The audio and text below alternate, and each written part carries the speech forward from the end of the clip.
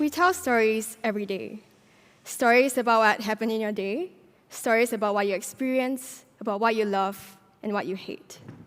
As a filmmaker, storytelling is the language I speak best. It is the way that I make sense of the world. And the stories that I tell are all powered by a singular experience that I had. I remember it was a rough day out at sea, but beneath the waves, everything was calm. As we were diving, we started to hear clicks all around us. So we took some frantic looks around, and there they were, a huge pod of dolphins swimming alongside us in the blue. I stared at this scene, wide-eyed, tears pooling in my mask, when I saw one of them turn in my direction and give a nod. This video shows that exact moment.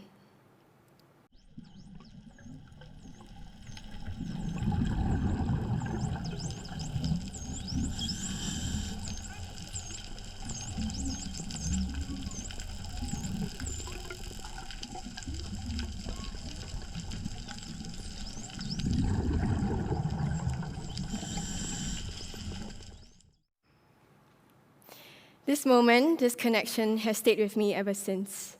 Nature is always perceiving, it is always speaking, and it's always feeling. And from that moment on, I decided that I will lend my voice to it.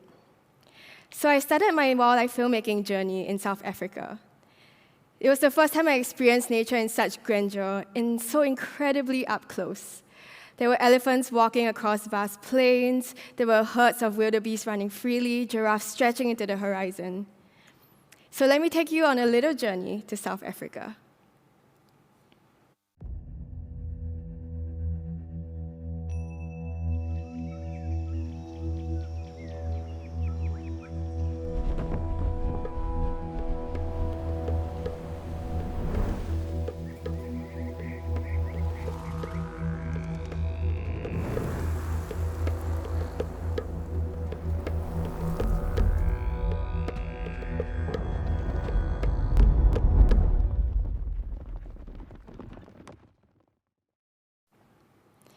Well, coming back to Singapore was, of course, a stark contrast. I was back in this little red dot with presumably no nature to show for it. But I was determined to continue telling stories that have impact here at home, to show that even in this small urban city, nature is still in our blueprint. So last National Day, I premiered the first wildlife film I've ever directed. The name of this film is Murk, and it was made as an homage to our murky Singapore seas. If you've ever swam in Singapore, you might be familiar with how brown and murky it can be. Even on an average day, you might not even be able to see past an outstretched arm. But did you know that our waters are actually brimming with life? So let me show you a little snippet of how diving in Singapore could look like.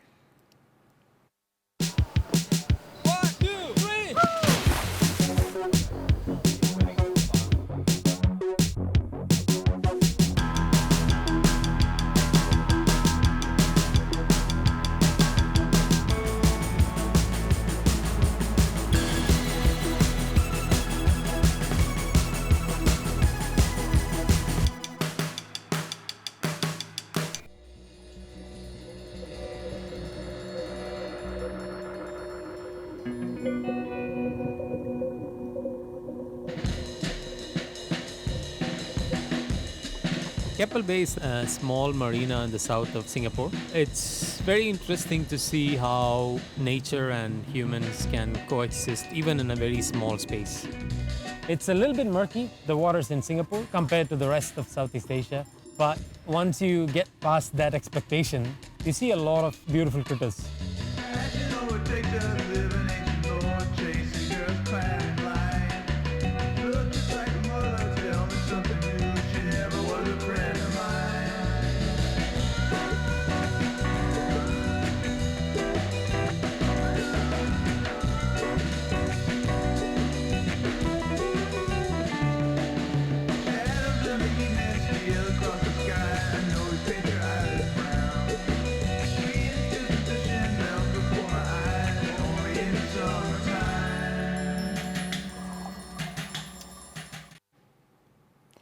As this film was screening, I stood behind hundreds of Singaporeans, listening to quiet gasps and remarks of, "Wow, I never knew our beach have these kind of things on it."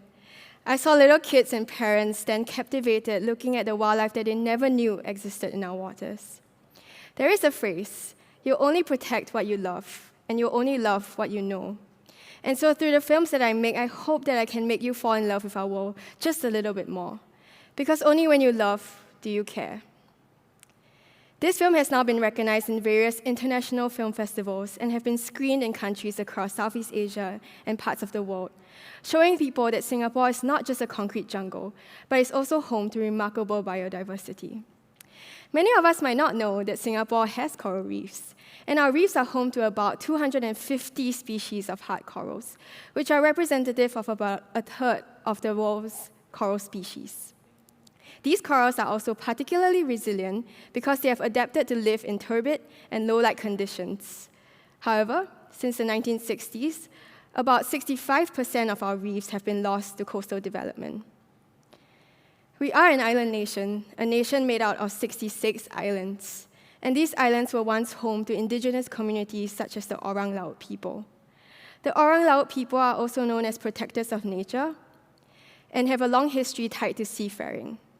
But in the 19th and 20th centuries, they were relocated to the mainland and displaced from the island, also due to coastal development. So in the name of development, how much of our natural heritage have we lost? And how much are we willing to continue to lose? How many of us can still identify as islanders to rely on and connect with nature? Because if we want to see what the stories that are being told, we have to change the stories that are in front of the camera and who are telling the stories behind the camera. And in standing on the stage today as a young Asian woman wildlife filmmaker, I hope that it marks the beginning of a shift. And so if you ask me what I hope to see change, it is this, that there will be more Southeast Asian stories told by Southeast Asian storytellers. We all know the BBC, the Nat Geo, big names and big brands in the wildlife filmmaking scene, but how many of us have watched films made by communities, films about nature in Singapore, films told by Southeast Asian storytellers? And so I also hope that you'll realize that nature and you and I, we're all part of nature. Nature and people are not separate entities. And I hope that you'll also learn that you have stories to tell every single day, that you'll learn to pause and listen to the stories that the people and nature around you have to say. Because nature is always speaking, and all you have to do is listen. Thank you.